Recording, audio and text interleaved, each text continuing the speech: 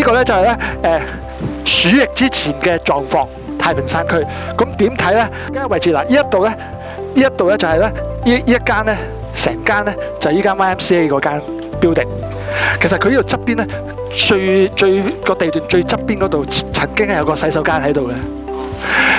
當時咧，即係其實改建拆晒嗰陣時咧，佢係整咗呢個連廁所都拆埋，咁咧跟住咧就起咗 building 嘅。你見到以前咧，鼠疫前咧密不透風嘅。嗱，中國人買地起樓咧有一個特點就係乜嘢咧？買最少嘅地起最多嘅樓住最多嘅人。唔知咩病啦，疫症唔知噶嘛。死咗咧，佢就會放佢出街啊，掟咗出街。咁但係問題就係惹到好多嘢啦。咁就即係掟咗去東華醫院。當時係災區嚟嘅，明明佢唔死，唔就快死，佢都唔送佢入醫院。送佢入醫院之後又搞唔掂，因為疫症冇得醫噶嘛，中醫明白咁嘅嘢。所以後尾就係，譬如呢度有幾間屋咧，佢度講咧住30人，一間咁嘅樓啊。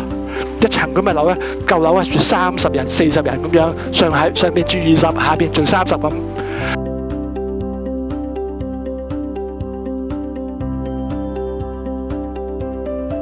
嗱，當年咧，1894年嗰陣時咧，喺雲南嗰度咧，即係出咗事，傳咗去廣州。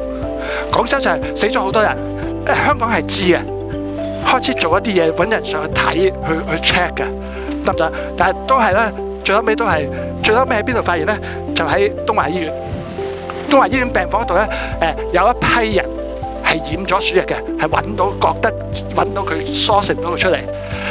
冇檢疫，中醫冇得醫，因為嗰陣時東華醫院嗰個角色咧唔係急症醫院嚟嘅，嗰間中醫院就係咧點咧？你肯幫襯佢，即係都差唔多噶啦，咁你就會幫襯佢。即係你差唔多啦，你出咧佢就會送埋你上山嗰啲，即係贈醫書棺材都送埋俾你嘅。咁再梳成翻個問題喺邊咧？就喺呢度下邊公園呢附近。咁當時咧有一樣啦，你見到呢張圖咧就當時拆到亂晒龍，全部就係起初咧就係將啲人隔離，將啲家具燒晒，都搞唔掂，拆埋樓。幾乎開戰，即係打仗咁滯。有啲壞人係奮起，你又有捉我人，又要拆我層樓，你明唔明我咁嘅？就好緊張嘅。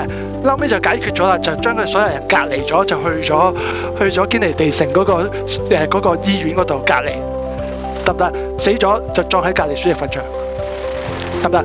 咁當時咧有2個專家嚟咗，一個咧就係日本人北里柴三郎，傳染病專家嚟嘅。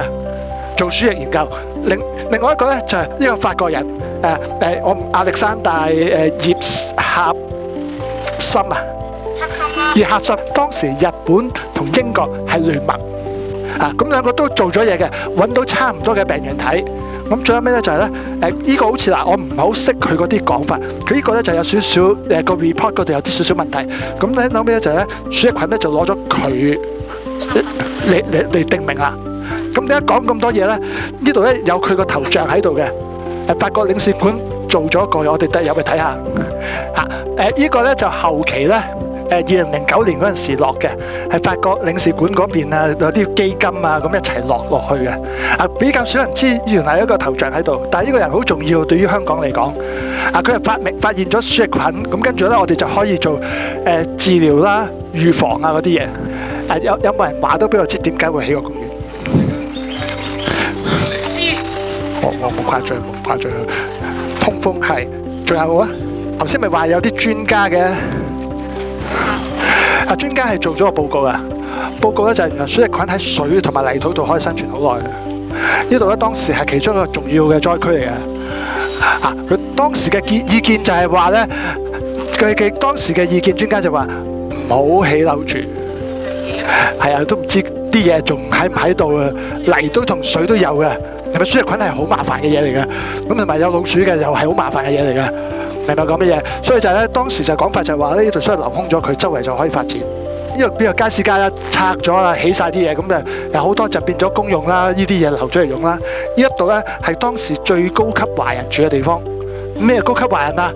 東華三院主席啊，咩商會主席啊，全部係住呢幾層樓嘅。呢度咧隔離就係舊棧屋。產科醫院嚟嘅。呢度咧，呢度係曾經係咧係西營盤嘅醫院嚟嘅，係鼠疫嘅，得唔得？咁咧，但係嬲尾咧就係當然係鼠疫過咗之後咧就變咗第二啲嘢啦。你會見到啲露台啊，啲見唔見到啊？都係舊式嘅，有機會可以入去參觀嘅。如果佢有展覽。